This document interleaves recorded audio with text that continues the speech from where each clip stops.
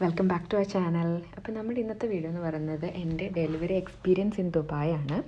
അപ്പോൾ എൻ്റെ ആദ്യത്തെ പ്രഗ്നൻസി ആയിരുന്നു. അപ്പോൾ ഞാൻ ലേബർ റൂമിൽ ഇൻഡക്ഷനൊക്കെ കഴിഞ്ഞിട്ട് കൺട്രാക്ഷൻ വരാൻ വേണ്ടി വെയിറ്റ് ചെയ്യുന്നൊരു വീഡിയോ ആണിത്.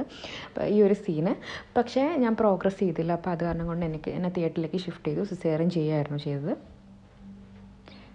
അപ്പം ഞാൻ എൻ്റെ ലൈഫിൽ കേട്ട ഏറ്റവും ബ്യൂട്ടിഫുൾ ആയിട്ടൊരു സൗണ്ടാണിത്. ഞാൻ ഭയങ്കര ഇമോഷണലായിപ്പോയൊരു മൊമെൻ്റ് ആയിരുന്നു. എനിക്ക് തോന്നുന്നു എല്ലാ അമ്മമാർക്കും അങ്ങനെ തന്നെ ആയിരിക്കുമല്ലേ, നമ്മളെ കുഞ്ഞിൻ്റെ സൗണ്ട് ആദ്യമായിട്ട് കേൾക്കുമ്പോൾ ഉണ്ടാകുന്നൊരു ഫീലിങ്. അപ്പോൾ കുഞ്ഞിനെ പുറത്തെടുത്തതിന് ശേഷം അവർ ബേബി ഡോക്ടർ ചെക്ക് ചെയ്യും. അതിനുശേഷം കുഞ്ഞിനെ നമ്മളെ കൊണ്ടുവന്ന് കാണിക്കും. അപ്പം ഞാനും അറ്റ്ലാനും ആദ്യമായിട്ട് മീറ്റ് ചെയ്തൊരു സീനായിരുന്നു ഇത്. ഞാനിങ്ങനെ മനസ്സിൽ ഓർത്തൊക്കെ വെച്ചിരുന്നു കുഞ്ഞിനെ കാണുമ്പോൾ അവനെ എടുക്കണം, ഉമ്മ കൊടുക്കണം എന്നൊക്കെ. പക്ഷെ ആ ഒരു സമയത്തിൽ നമ്മളങ്ങ് ഫ്രീസായി പോവും, എന്താ ചെയ്യണ്ടേ എന്നൊന്നും അറിയില്ല. അപ്പോൾ എൻ്റെ അവിടുത്തെ സ്റ്റാഫിനോട് പറയുന്നുണ്ട് കുഞ്ഞിനൊരു ഉമ്മ കൊടുക്കുന്നത്. ഞാൻ മറന്നുപോയി സത്യം പറഞ്ഞാൽ അവനെ കണ്ടിട്ട് എന്താണ് ചുറ്റും നടക്കുന്നതെന്ന് പോലും. അപ്പോൾ എനിക്ക് സ്പൈനൽ അനസ്തീഷ്യ ആയതുകൊണ്ട് തന്നെ ബോധമുണ്ട്. അരയ്ക്ക് കീഴ്പോട്ട് മാത്രമാണ് എനിക്ക് മരവിപ്പുണ്ടായിരുന്നത്. അപ്പോൾ അതിനുശേഷം നമ്മൾ കുഞ്ഞിനെ അവർ ഫാമിലീനെ കാണിക്കും. അപ്പം എൻ്റെ ഹസ്ബൻഡും അമ്മയാണത്.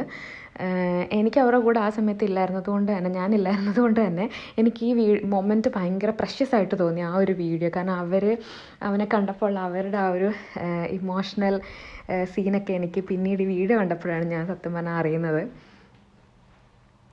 അപ്പോൾ കുഞ്ഞിനെ ഫാമിലിനെ കാണിച്ചതിന് ശേഷം അവർ നഴ്സറിയിലേക്ക് കൊണ്ടുപോകും.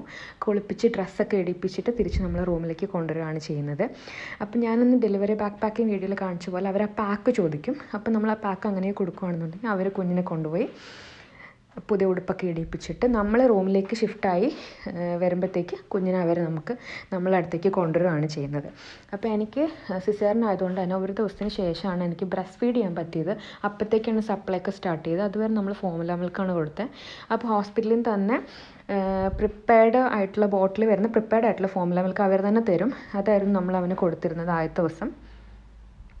പിന്നെ അവിടെ നമ്മൾ ഹോസ്പിറ്റലിൽ ഡെലിവറി കഴിഞ്ഞ് കുഞ്ഞിനെ അമ്മ കണ്ടതിന് ശേഷം ഞങ്ങൾ അമ്മേനെ തിരിച്ച് വീട്ടിലേക്ക് തന്നെ വിട്ടു. കാരണം കോവിഡിൻ്റെ പീക്ക് ടൈം ആയിരുന്നു. അപ്പം ഒത്തിരി നമ്മളെല്ലാവരും കൂടെ നിന്നിട്ട് പെട്ടെന്ന് അത് കോവിഡൊന്നും വരണ്ടല്ലോ എന്ന് വെച്ചിട്ട് അമ്മ വീട്ടിലേക്ക് പോയി.